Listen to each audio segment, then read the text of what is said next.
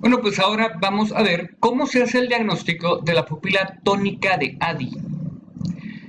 Tenemos que decir que la pupila tónica de ADI, la causa exacta no lo sabemos, sin embargo, se cree que es una alteración por algún germen del, del sistema colinérgico.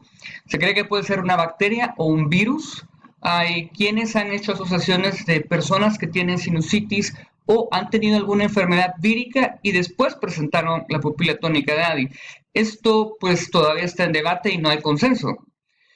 Así que solo podemos decir que es como una de las teorías de por qué ocurre. Pero yo no se los puedo garantizar.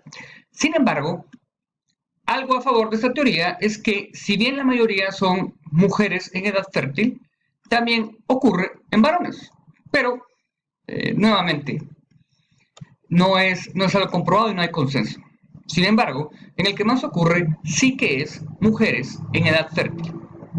Ahora bien, vamos a hablar sobre su diagnóstico y sobre su tratamiento. El diagnóstico es relativamente sencillo si sabemos qué es lo que está ocurriendo. Si bien ha habido un problema en la inervación de la pupila, por lo general de un solo ojo, también existe cierto grado de hipersensibilidad colinérgica. ¿Cómo así? La pupila tónica de ADI se encuentra dilatada, pero está como con cierto grado de irritación, por entenderlo de alguna forma, y con cantidades pequeñas de un miótico puede reaccionar. Esto es una hipersensibilidad colinérgica. Ahora, sabiendo esto, sabemos cómo hacer el diagnóstico. La pilocarpina al 1% no contrae la pupila de ninguna persona en condiciones normales. Es decir, al 0.1% cualquiera de nosotros, si se instila la pilocarpina, no tenemos miosis. Sin embargo, en la pupila tónica de ADI, sí. Y ese es el diagnóstico. Ahora, si instilamos pilocarpina al 1% o una dosis mayor que esta y reacciona, pues lo que estamos viendo es alguna patología propia del tercer par, la que se les ocurra, como puede ser compresión, traumatismo o algo propio del tercer par. Y si no reacciona nada, como dijimos en el bloque pasado, solo hay dos posibilidades. O es algo farmacológico o es trauma. Y alguien por accidente se instiló un midriático en esta pupila. Ahora, aquí hay que aclarar, con respecto a la pilocarpina al 0.1%, que la mayoría, en ninguna parte del mundo venden pilocarpina al 0.1%. Así que si estamos hablando de cómo hacer el diagnóstico, también tenemos que tomar en cuenta ese detalle. En el caso de Guatemala, la pilocarpina, que se llama Oftipina, se llama acá, de la casa comercial Optisol, pues esa se encuentra al 4%, así que debemos diluirla. ¿Cómo la diluimos? Verán, dependiendo de las presentaciones de pilocarpina en los distintos países, pues cada quien utilizando matemática de tercero primaria tendrá que ideárselas para diluirla. Y de forma sencilla. Nosotros la tenemos al 4%, pues lo que hacemos normalmente en la clínica es que agarramos un 2.5 cc de pilocarpina y llenamos un cc en la jeringa de insulina, así que me queda cuarteado, literalmente, es decir, a la cuarta parte. Así que del 4% la he colocado al 1%. Esta misma jeringa, donde yo tengo al 1% la pilocarpina, agarro con la jeringa de insulina una décima y lleno el resto de la jeringa. Así que el 1% lo paso al 0.1%. Nuevamente, esta no es la fórmula para todas. Ustedes tienen que ver en el país donde se encuentren cuál es la presentación de pilocarpina que tienen e ideárselas para colocarlo al 0.1%.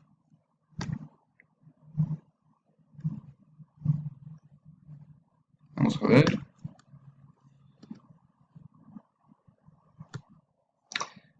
Bueno, aquí tenemos un caso. Este es un hombre de 35 años de edad que consulta por fotofobia y notar que tiene la pupila bastante dilatada. Lo vemos acá y efectivamente tiene la pupila dilatada. Preparamos nuestra pilocarpina al 0.1% y la instilamos en el ojo izquierdo. Vamos a ver.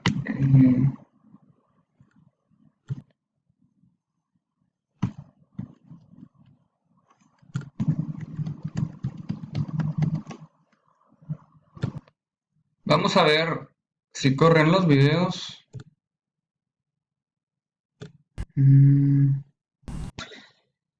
Bueno, aquí tenemos el video de nuestro paciente. Ven cómo no hay reacción, una buena reacción a la luz en el ojo izquierdo, pero sí tenemos la miosis que deseamos en el ojo derecho. Bueno, esto fue antes de instilar la pilocarpina.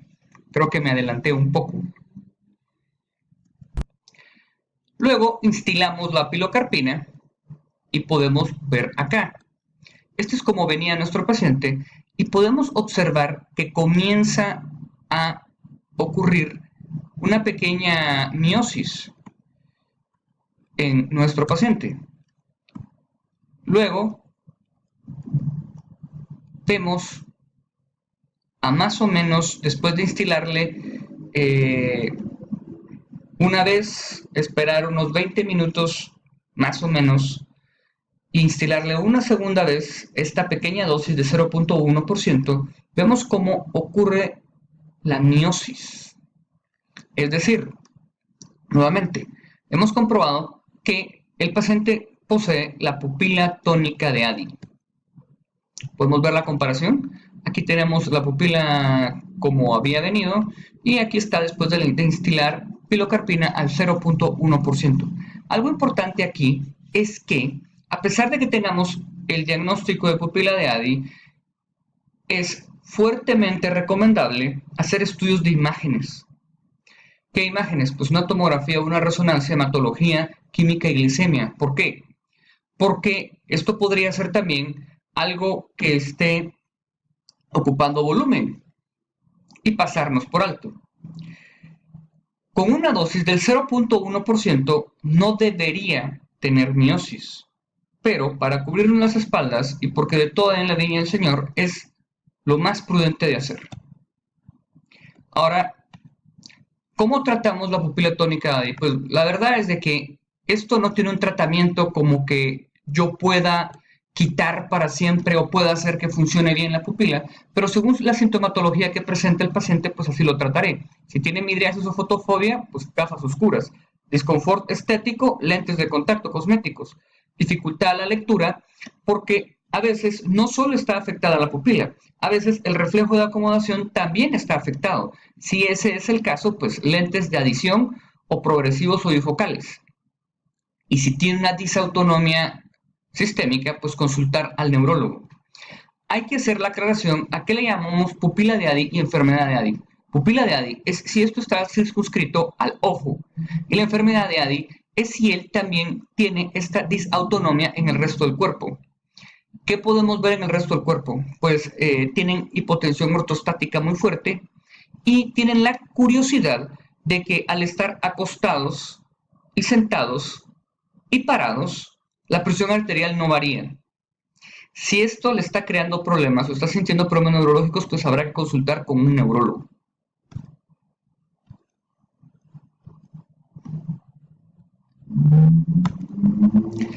También tenemos el síndrome de Horner, que es por mucho uno de los más famosos.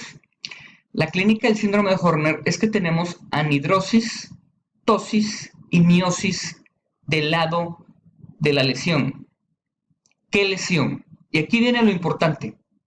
Verán, si ustedes ven en los libros de neurología y en algunos de oftalmología, ellos nos refieren que el diagnóstico se hace con cocaína y paradrina. En realidad, conseguir paradrina es bastante difícil el día de hoy y conseguir cocaína pues es fácil, pero ilegal y problemático. Así que estas pruebas no las hacemos, yo no las he hecho. Y definir qué es Horner o no es Horner viene siendo secundario como buscar las causas del Horner. Las causas principales del Horner son algunas que son emergencias y otras que son obvias. ¿Cómo qué? Primero hablaremos de las emergencias.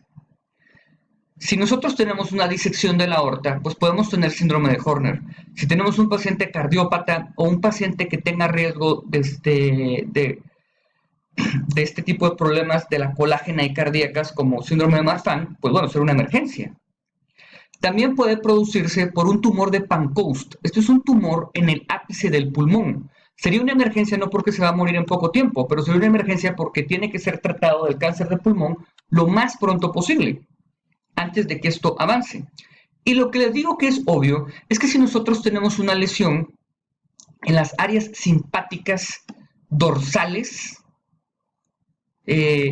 pues también podremos ver esta lesión. Por ejemplo, el plexo braquial. Si tenemos una lesión a nivel del plexo braquial, nosotros podremos ver el síndrome de Horner. Y ahí tendremos la explicación. Y va a ser más importante hacer los diagnósticos y esclarecer qué produjo el síndrome de Horner que estas pruebas que, como les dije, o es difícil conseguir la paradrina, o se van a meter en un problema difícil si empiezan a conseguir cocaína. Esto es lo que estábamos hablando de los diagnósticos diferenciales.